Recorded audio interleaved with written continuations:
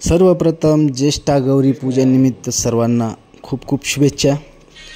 गौरी पूजन हा जो आपल्या हिंदू धर्माचा जो आहे हा सण भाद्रपद महिन्यातील एक महत्त्वाचा व्रत म्हणून मानला जातो। गौरी पूजन हा महाराष्ट्रातल्या सणांपैकी एक सण आहे। यास लक्ष्मी पूजन देखील असे आपण म्हणतो। गौरी आणि ज्येष्ठा शब्दांचे अर्थ समजून घेऊया।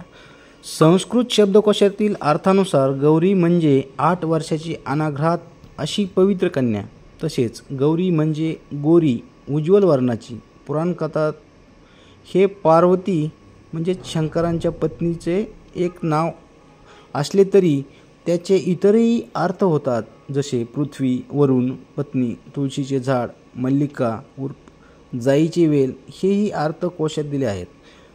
या आधारेच तेरड्याच्या फुलाची गौरी म्हणून पूजा केली जाते।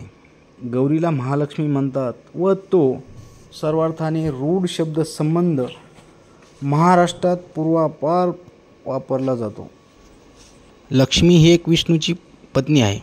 तिचा गायत्री छंदातील मंत्र आहे, महालक्ष्मीच विद्ये विष्णू पत्नीच धीमही तन्नो लक्ष्मी प्रचोदया। या गायत्रीचा अर्थ आहे, आम्ही लक्ष्मीला जाणतो आणि तिचे सामर्थ्य मानतो, तिला आपल्या बुद्धीत धारण करतो, ती लक्ष्मीच आमच्या बुद्धीला चालना देवो, आमची बुद्धी प्रकाशित करो, असा याचा अर्थ होतो। म्हणूनच आपण ज्येष्ठा आणि गौरी अशा दोन्ही देवींची पूजा या प्रसंगी करतो। आपल्याला व्हिडिओ आवडला असेल तर व्हिडिओला लाईक करा आणि चॅनलला सबस्क्राईब करा, जेणेकरून आपल्याला नवनवीन माहिती आपल्यापर्यंत पोहोचेल। धन्यवाद।